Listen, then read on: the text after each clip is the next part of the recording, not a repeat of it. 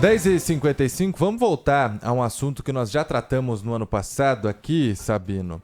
Falar sobre as escolas cívico-militares que estão sendo prometidas aqui para o estado de São Paulo. Está conosco o deputado estadual Tenente Coimbra, que é um apoiador dessa ideia. Tudo bem com o senhor, deputado? Bom dia. Bom dia a todos que nos escutam. Bom dia, deputado. Bom dia, Sabino. Sempre um prazer estar aqui. Deputado, como é que serão essas escolas cívico-militares e quando elas começam a ser implantadas? As escolas cívico-militares serão aos moldes do que acontecia na gestão anterior do governo federal, né, na gestão Bolsonaro. Um projeto muito parecido, trazendo características, obviamente, do estado de São Paulo, como, por exemplo, o governo federal trabalhava com militares das Forças Armadas. Aqui trabalharão policiais estaduais. Então, com isso, tem algumas diferenças. Colocou-se algumas modificações e alguns requisitos para a implementação, como, por exemplo, o limite de habitantes por município. Outros requisitos se mantiveram, que são aquelas escolas vulneráveis, aquelas escolas que têm algum quê de vulnerabilidade, as escolas que têm uma média abaixo da média do IDEB, que é o índice que mede o desenvolvimento da nossa educação básica. Então, os requisitos e a sistemática de implementação, que consiste em escolher uma escola, explicar o programa, a comunidade da escola votar se quer ou não o programa, isso tudo vai ser mantido do programa federal, que na verdade também é o programa que o secretário Renato Feder, quando era secretário no Paraná, implementou em diversos municípios, né, do Paraná. Então vai ser um programa muito similar. Eu, inclusive, daqui a 15 minutos eu tenho uma reunião na Secretaria de Educação para a gente finalizar o projeto de lei, e a previsão é que esse projeto de lei seja encaminhado para a Assembleia amanhã de manhã, né, num evento no Palácio. Então deve ser finalizado com algumas arestas, algumas etapas hoje, e amanhã esse projeto já ser encaminhado para a Assembleia. E aí acredito que no prazo de 30 dias, respeitando as comissões, respeitando o debate e, obviamente, a conquista pelo voto, ele seja aprovado e sancionado dentro de um prazo, acredito eu, de 30 dias, e a implementação de fato, isso é uma discussão aí, se começará no segundo semestre de 2024 ou no início do ano letivo de 2025. Eu, obviamente, sou favorável ao segundo semestre de 2024, tem algumas pessoas que querem no início do ano letivo, isso não está batido o martelo, mas fato é que esse projeto já está em largos passos, né, para ser consolidado, né, e encaminhado para a Assembleia Legislativa ainda essa semana. Deputado, as escolas já existentes vão se transformar em escolas cívico-militares? Novas escolas serão construídas nesse formato ou as duas coisas estão previstas inicialmente? As duas coisas. O primeiro foco, na verdade, é a continuidade do programa. Aqui no estado de São Paulo temos algumas escolas, tanto a nível estadual, que compete ao governo do estado, quanto a nível municipal, que abriremos a possibilidade de convênio, que são cívico-militares. Salvo engano, hoje, atualmente, como algumas já pararam por conta da descontinuidade do programa, salvo engano, 8 em atividade no estado de São Paulo. Então, a primeira etapa é dar o suporte para que não tenha uma descontinuidade maior do programa. E a segunda etapa é as novas escolas. E as novas escolas, elas podem ser desde escolas já existentes, né? E aí com demonstrativo de vulnerabilidade, vulnerabilidade social, vulnerabilidade local, vulnerabilidade, de repente, por alguma ocorrência que já aconteceu na escola. Deputado, desculpa interromper o senhor, mas esse ponto eu queria entender melhor. As escolas mais vulneráveis, as escolas que estão ali já com algum registro de violência, ou por questões sociais, ou porque a polícia já tem mapeado que o crime organizado está tomando conta da escola, essas serão priorizadas? Essas serão priorizadas. O foco é arrumar aquilo que não está funcionando. Essas escolas que muitas das vezes têm tráfico de entorpecente na porta, essas escolas que muitas das vezes os professores são ameaçados, são agredidos, têm medo de trabalhar. Então esse é o foco principal do programa da Escola Cívico-Militar. Já era, né, âmbito federal e vai continuar sendo esse a nível estadual. E também é bom deixar claro que não é colocado nada goela abaixo. A escola teve esses requisitos, o diretor se demonstrou favorável. Então, a escola foi contemplada com a vaga. Depois começa uma etapa de audiência pública para explicar o programa para a sociedade. É uma audiência pública feita na própria escola, com os pais, com os professores, com todos que compõem a comunidade escolar, e depois é aberto ao voto, né, o voto dentro da escola.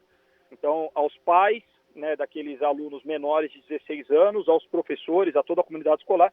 Então, a escola só é implementada se, de fato, democraticamente, a maioria da comunidade escolar queira que ela seja implementada. Veja a necessidade da implementação da escola cívico-militar dentro daquela situação.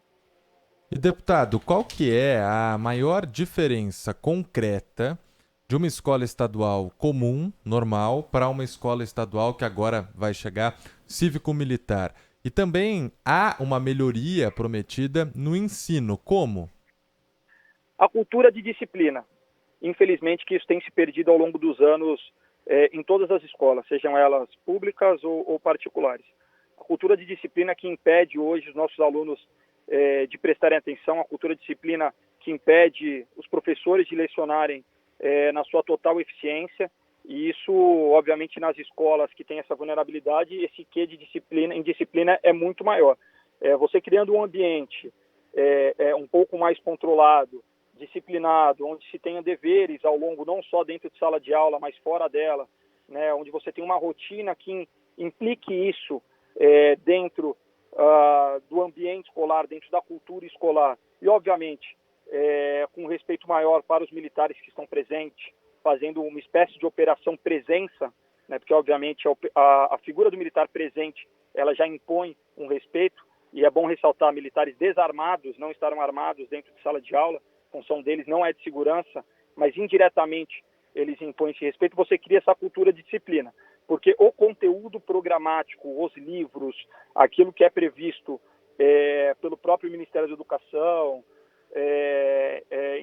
a própria LDB, então isso não vai ser mudado, isso não pode ser mudado. O programa de escola cívico-militar é um programa administrativo, né? Ele não é um programa educacional, senão teria que ter sido mudado em âmbito federal.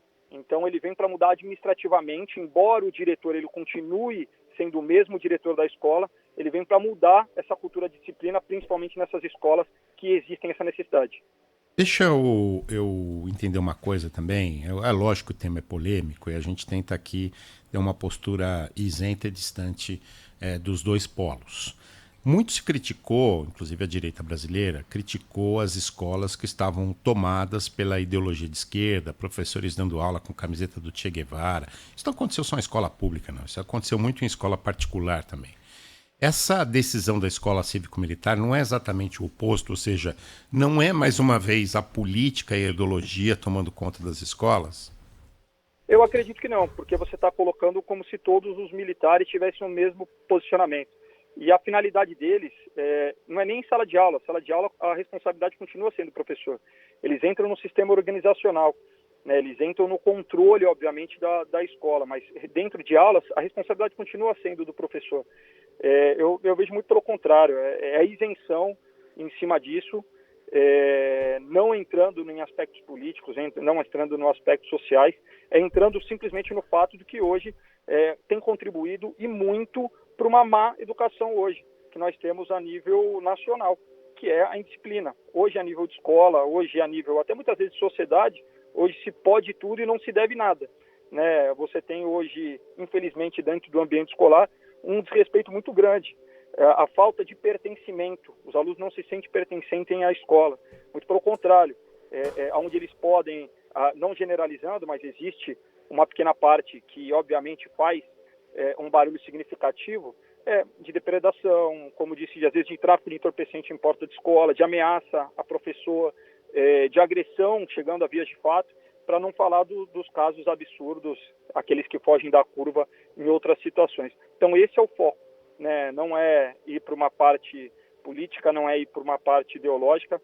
Eu gosto de ressaltar sempre que, embora o programa das escolas cívico-militares ele tenha sido institucionalizado a nível federal na gestão passada, no governo Bolsonaro, é um programa que existe há mais de 20 anos. Antes de 2019, quando o Bolsonaro assumiu, nós tínhamos mais de 200 escolas cívico-militares. Muitas aconteceram na própria gestão do PT, tanto Lula 1, Lula 2, como Dilma 1 e Dilma 2. E naquela época ninguém questionava uma possibilidade, como você tem falado, de talvez uma ideologização, colocar ideologia dentro das escolas, ou alguma outra coisa dentro do sistema militar. A gente tinha mais de 200 escolas com resultados excelentes, né, aumento de nota no IDEB, diminuição da evasão escolar, sem contar inúmeros outros resultados que vinha dando certo. Então, isso obviamente criou-se mais luz, e eu acho que quem é contra acaba sendo contra só por política, porque quando você pega os resultados efetivos, porque melhora, porque aumenta o IDEB, porque diminui, obviamente, ocorrências dentro da escola, e você está falando nas escolas mais vulneráveis, aquelas que mais precisam, aquela que muitas vezes o Estado já tentou de tudo e não se resolve, aquela escola que o professor não quer trabalhar, que o aluno não quer estudar. Por né? medo, Então, por medo, é uma por medida medo. um pouco mais enérgica, mas realmente para trazer resultados efetivos. Aliás, se o senhor me permite, serve até aí para a justificativa da implantação das escolas cívico-militares, contar um caso que eu nunca contei aqui. Eu assisti certa vez uma palestra do ex-presidente do Tribunal de Justiça, José Roberto Nalini, que também foi secretário de Educação do Estado de São Paulo, hoje é secretário de Mudanças Climáticas aqui na Prefeitura de São Paulo. E ele, como secretário de Educação, enfrentou uma situação inacreditável. Vou tentar ser cuidadoso aqui para contar o que foi que ele enfrentou. Escolas na periferia eram tomadas no fim de semana para festas, batidões, como eles chamam, inclusive com a presença do crime organizado, inclusive com o consumo de drogas. E nessas festas, a pior parte agora, eram feitas as tábuas quentes. O que eram as tábuas quentes? Em que as meninas ficavam nus e os meninos, se é que a gente pode chamar assim, eu diria que são marginais, os marginais passavam fazendo sexo com menina por menina. Essas palavras, essa história não é minha, não inventei. Essa palavra e essa história é do ex-secretário estadual da Educação, José Roberto Nalini, para vocês entenderem a gravidade do que acontece nas escolas em algumas áreas vulneráveis tomadas pelo crime organizado. Não, é um absurdo, né? É um fato alarmante que foge até do fato educacional, um fato de polícia, de fato, mas é isso que acontece às vezes nas escolas mais periféricas, nas escolas mais escanteadas. Essa falta do Estado, essa falta de uma presença um pouco mais enérgica, com uma cultura de disciplina maior, acontece esse fato como outros que infelizmente acabam tomando a nossa educação. Então, não é um projeto que tem amplitude para transformar todas as escolas, não teria capacidade orçamentária, não teria capacidade de braço para tudo isso, obviamente, mas pontualmente ajudar essas escolas que têm essa necessidade e aí da amplitude. O governo ainda não posicionou qual é a escala que ele quer dar quanto a isso, quantas escolas vão ser feitas ao longo desses mais 2 anos e meio da gestão Tarcísio e talvez uma continuidade aí para os próximos anos, mas fato é, se a gente conseguisse esse ano, pelo menos manter os programas das que já estão implementados e da escala nos próximos 2, já seria um ganho tremendo, principalmente nessas escolas que, em via de regra, são as mais esquecidas. Deputado estadual Tenente Coimbra, deputado estadual pelo PL em São Paulo, muito obrigado pela sua participação aqui no Manhã Bandeirantes. Bom dia para o senhor. Eu que agradeço a oportunidade, continuo sempre à disposição e bom dia a todos.